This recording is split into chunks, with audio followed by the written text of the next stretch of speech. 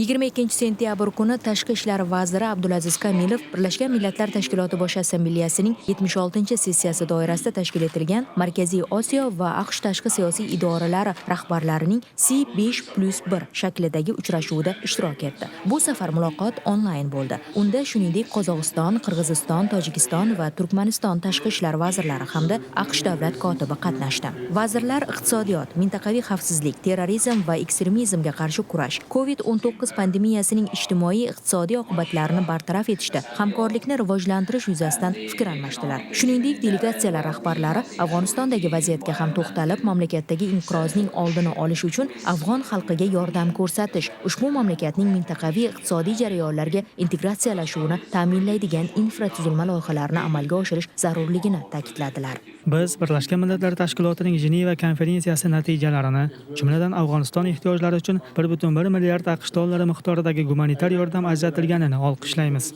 Onlayn uchrashuvda mintaqa xavfsizligiga tahdid va xavf-xatarlarga qarshi kurashish bo'yicha xalqaro hamjamiyat sa'y-harakatlarini birlashtirish zarurligi alohida qayd etildi. Uchrashuv yakunlari bo'yicha qo'shma bayonot qabul qilindi.